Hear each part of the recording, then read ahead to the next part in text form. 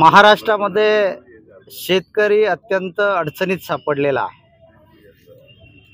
या लबाड सरकारनं सत्तेवर येताना आश्वासन दिलं होतं की आम्ही सत्तेत आल्यानंतर शेतकऱ्यांची कर्जमाफी करून शेतकऱ्यांचा सातबारा कोरा करू.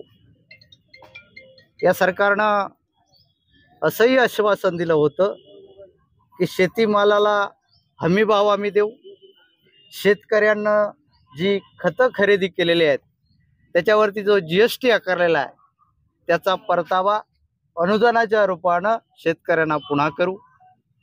त्या लबाड सरकारनं असंही म्हटलं होतं की लाडके बहीण योजना जी आहे त्या लाडक्या बहिणी योजनेसाठी आम्ही त्या बहिणींना महिन्याला 2100 रुपये देऊ.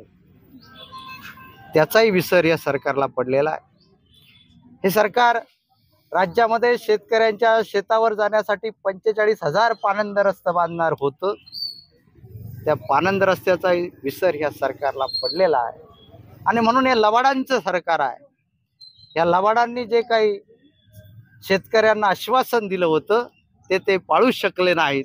आणि म्हणून क्या हुआ तेरा वादा या शीर्षकाखाली आम्ही आज शेतकऱ्यांचा बैलगाडी मोर्चा या ठिकाणी किनवटच्या उपविभागीय कार्यालयावरती काढलेला आहे. पुढचं बोल काय राहणार आहे? या आंदोलनातून सरकारला जाग आलं नाही, शेतकऱ्यांचा सन्मान जर त्यांनी केला नाही तर या पुढच्या कालखंडामध्ये या सरकारला रस्त्यावर फिरू देणार नाही. अशा प्रकारचं व्यापक आंदोलन या महाराष्ट्रामध्ये शिवसेना उद्धव बाळासाहेब ठाकरे पक्षाच्या वतीने घडेल याची नोंद या सरकारनं घ्यावी.